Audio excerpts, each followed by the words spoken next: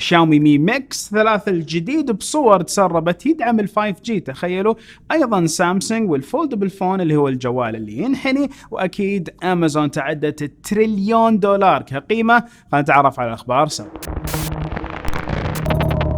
السلام عليكم ورحمة الله وبركاته. أخوكم فيصل السيف وأخبار التقنية والعلوم. نبدأها بأول خبر. وأخيرا مرسيدس تعطينا سيارة جديدة كهربائية. نتكلم على 2020 EQC هي من مرسيدس بنز. هذه السيارة تمشي حوالي 200 مايل والمفروض أنها تجيب خصائص وإمكانيات جدا عالية من مرسيدس، كون هي تجربتهم الأولى عشان تكون سيارة SUV كهربائية. هي اللي حتنافس التسلا إكس SUV اللي موجودة، وأيضا حتنافس بعض السيارات من الصانعين الآخرين زي أودي عندهم كهربائية، في بي ام دبليو، بغيت أقول IBM متعود كمبيوترات، جاكور اي بيس مجنونة. بنتكلم على مجموعة السيارات هذه كلها. الحين مرسيدس تدخل المنافسة بشكل رسمي. إذا أنت توقعت إنه لا كان في سيارات كهربائية من مرسيدس، هي كانت هايبريد وديزل بس ما كان في سيارة كهربائية كاملة. فهذه السيارة حتدخل مرسيدس إلى هذا العالم مع المنافسة الكاملة. حطوا فيها كم تقنية، من مسألة تقنيات الشحن بطريقتهم الخاصة، البد نفس السرير الأساسي اللي نحط فيه بطاريات أساسية هو يكون تحت البادي، بطاريات ضخمة ومحطوطة بشكل جدا قوي، والصانع الألماني حط أفكاره وحط اللمسة حقت مرسيدس. من السيارة من بعيد من الأمام بتشوفها تحس إن مرسيدس، ولكن من الجهة اللي خلف تحس أوكي بدأ بالفعل يطلعوا لاين جديد خاص بالسيارات الكهربائية. حلو. نروح الخبر الثاني. وأكيد سمعتوا قبل كم يوم عن $1 تريليون كقيمة سوقية وصلت لها أمازون. فعليا هذا الشيء صار الحين تقريبا بعد شهر، حوالي الشهر، من أبل أول شركة وصلت $1 تريليون قيمة سوقية. الحين أمازون $1 تريليون.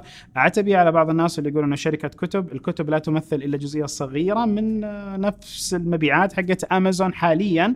الكتب الرقمية أيضا جزئية جيدة ولكن تعتبر رقمية يعني، ولكن القراءة وما القراءة هي أساس أمازون. فبالفعل كانت مكتبة تبيع كتب أو محل يبيع كتب، الحين صار يبيع كل شيء في العالم موجود. أمازون لهم توجهات جديدة حتكون موجودة، أو ما هي جديدة غير أنها تطبق بشكل رسمي بشكل جديد في المملكة العربية السعودية ومنطقة الشرق الأوسط. نعرف أنهم استحوذوا على سوق من كم سنة، فهذا الاستحواذ قاعد يغير منظومة سوق شوي شوي وقاعد يطور منظومة سوق شوي شوي. أتوقع مع نهاية هذه السنة حنشوف اللمحة الكبيرة والمفاجآت الضخمة من سوق كونها حتصير أمازون. هذا توقع شخصي. ليش أقول هذا الشيء؟ لأنه كان مفروض يصير نهاية السنة الماضية وما صار. نهاية السنة هذه مع اللي هنا يسموها الجمعة البيضاء، المفروض هالتخفيضات والأشياء ذي كلها تيجي مع تغير إلى أمازون. وفي الحديث عن المتاجر الإلكترونية، تخيلوا إنستغرام قاعدين يشتغلوا على تطبيق موازي لتطبيقهم يكون مخصص للمتاجر. يعني تعرفين أنه على إنستغرام في حسابات كثيرة يبيعون منتجات، يبيعون أكل، يبيعون خدمات، يبيعون كل شيء. نتكلم على إنستغرام. فإنستغرام حتستحدث منصة جديدة. هذه المنصة مخصصة للمتاجر، البيع والشراء والأشياء دي كلها. شخصيا شفت هالموضوع صار مع كثير من شركات ولكن لا نجح أبدا وما صار له شعبية ضخمة. ليش؟ لأنه أنت عندك في منصة الانستغرام حاليا البائعين اللي هم الناس أصحاب البضاعة اللي بيبيعوها اللي بينقلوهم لمنصة ثانية هم حاليا على الانستغرام، وعندك أيضا الناس اللي هم المتسوقين اللي هم نقدر نقول الزبائن، كلهم على منصة واحدة. صعب أنك تبعد هذول عن هذول إلا إذا كان في مميزات وأشياء قوية. عاد ما أظن أحد يقدر يجيبها بالشكل الكامل. تجارب كثيرة شفتها خلال هذه التقنية، الناس يحاولوا يسووا متجر خاص أو تطبيق خاص اجتماعي للمتاجر وفشل هذا الشيء. كون إذا ما جمعت الناس مع ترفيه مع أخبار مع شوية شراء ما حيتم عمليات الشراء. لازم كذا سوق كامل تسوي له. جهاز كونتور 1 نيكست موجود مراجعته على القناة عندنا للناس اللي مهتمين في مسألة قياس نسبة الجلوكوز في الدم. الحلقة الماضية أعلنا عن زين فايبر وأنه صار متواجد في المملكة العربية السعودية، وأعطيناكم استفتاء وقلنا لكم أسرع إنترنت شفته في المملكة ولا مو أسرع. طبعا هو في إنترنت أسرع من كذا في المملكة العربية السعودية، ولكن من زين ومن فايبر نعم هذا أسرع إنترنت واقعيا، وبالفعل 87% منكم قال هذا أسرع إنترنت شافه، في شيء جدا جميل. أحلى شيء في بعض الناس مثلا على الانستغرام واحد أرسل لي يقول لي السرعة 1 جيجا بت في الثانية وارسل لي صورة، فما أبغى أوريكم الصورة. لا خلاص هذه الصورة، ويعطيه العافية على المشاركة.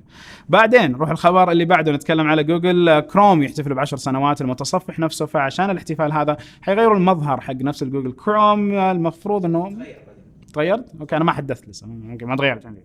فالمفروض انه عندك المظهر بيتغير في الجوجل كروم على اساس انه احتفالا ب10 سنوات مع اعطاء بعض المميزات والاشياء الجديده في هذا المتصفح. ما ننسى انه جوجل كروم لما دخل المنافسه كلنا شككنا فيه، ولكن كونه نسخه مخففه من المتصفحات نجاح جدا عالي، هزم انترنت اكسبلورر وقتها وتعدى الإدج اللي كان بديل انترنت اكسبلورر، وايضا تعدى موزيلا وتعدى كامل المتصفحات، بحيث ان الكروم صار من اجمل واخف المتصفحات اللي موجوده سواء على منظومه المايكروسوفت ويندوز او منظومه الماك او اس. شركه نوبيا طلع لنا منتج اسمه الفا. الالفا هذا هو ويربل سمارت فون، جوال ينلبس زي السواره اللي تشوف الصوره على طول حتفهم الفكره. حطوها بعلبه قزاز وشرحوها او وضحوها في مؤتمر ايفا ببرلين، في معرض ايفا في برلين، وتكلموا ان هذه بشاشه الاولد وان هذه تجيب خصائص ومميزات جدا كثيره. شخصيا ارجع في التاريخ 6 سنوات الى وراء في مؤتمر حضرناه، كان في اتوقع اللهم صل وسلم على محمد، كان برضه في برشلونه 5 سنوات ورا مؤتمر في برشلونة، وهناك سامسونج أيضا وضحت نفس الشكل، كونسبت ساعة منحنية، شاشة مثنية، أشياء زي كذا. ولكن الحقيقة والواقع مش في التجارب الأولية حاليا، الحقيقة والواقع اللي حنشوفها في الساعات أو الجوالات المنحنية اللي تتحول إلى ساور في نموذج فعلي يسوق للناس. وهذا الخبر الأخير اللي حنجي نوعا ما. كم الأخبار الثانية ونتكلم على ريزر فون 2 اللي يمكن يحمل خصائص إضافية مأخوذة من نفس البيسيات، ويصير يشغل تطبيقات وأشياء لها علاقة في الحواسب، بحيث أنه يعطيك عالم الأندرويد بالجمال حقه على نفس الجوال حقك السمارت فون الهاتف الذكي، بالإضافة إلى بعض المميزات والخصائص اللي موجودة في البي سي تدمج له. نتكلم على ستيم، نتكلم على أشياء ثانية ما أدري، ولكن الفكرة من هذا الشيء أنه هم جوالهم موجه للاعبين، فيبغوا يعطوا أفضل ما يقدروا للاعبين من تجارب سواء على منظومة الأندرويد أو على منظومة البي سي. فواضح أنه بيسووه جين كذا شيء كويس، نتمنى. على فكرة الحركات التسويقية أيضا سألناكم عنها الحلقة الماضية عن المؤتمرات والحركات التسويقية، هل كنتوا تعرفوا عنها ولا لا؟ 56% منكم قالوا نعم، ولكن 43% قالوا لا.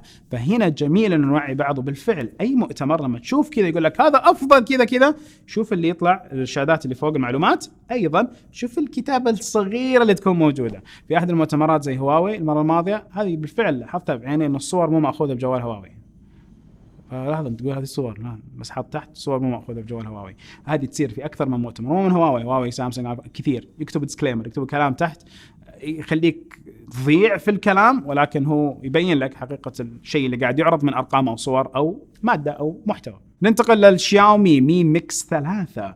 الجوال هذا صار له تسريب، ولكن اللي يميز هذا التسريب انه مع اختبار لقدرة ال 5G. اذا الشاومي بالفعل نزلت الشاومي مي ميكس 3 بال 5G شيء خرافي. سبقه هواوي اللي هو الصانع الاكبر في الشبكات في الصين، انهم حيكونوا شاومي هم اللي كمان يقدروا ينافسوا شركات صينية داخليا ويقدروا يجيبوا لكم جوال يدعم ال 5G. وممتاز انه يصير في جوال 5G، بس لحظة لسه ما في شبكات 5G وما حيكون الوضع موجود الى 2020. يا اوكي ياي جوال 5G. فالمفروض انه 2019 اول شبكات تبدا تندمج 5G. 5G ما حيتيح لنا الا سرعات افضل، ونقدر نقول اتصال ستيبل اكثر. ستيبل يعني هي المفروض ان الاتصال يكون ثابت وافضل للانترنت. ونتكلم الحين عن ال LG V40 من شركه LG. شركة LG وفي تسريب بما لك ال V40. ال V40 حيحمل 5 كاميرات، كاميرتين أمامية و3 كاميرات خلفية. هالكاميرات هل حتعدل أمور الشيء اللي عليه LG؟ أتمنى أنهم يرجعوا للصلابة والمتانة حق سلسلة ال V. تتذكروا سلسلة ال V لما نتكلم على ال V10 V20 كنا نشوف الجوال ونعرف أنه مميز، ولكن حاليا راحت هذه نقدر نقول التعبير التصميمي اللي كان ثابت على ال V. فالحين هذا هو الليك حقه. إذا كان هذا فعليا أوكي خلاص يلا ننتظر LG وجديدهم في الفي 40. لا تلوموني اني ماني متحمس، لا خليني اعطيكم استفتاء الحين اقول لكم انتم زي ما صرتوا تتحمسوا لاخبار LG ولا لا. طبعا مع كل الاحترام والتقدير اتذكر الاشياء الجميله اللي طلعتها LG، الفليكس، الجوالات كانت تطلع اشياء رايقه، بس ما ادري وين LG اخر سنتين. متشوق لهم، متشوق لرجعه قويه لشركه LG.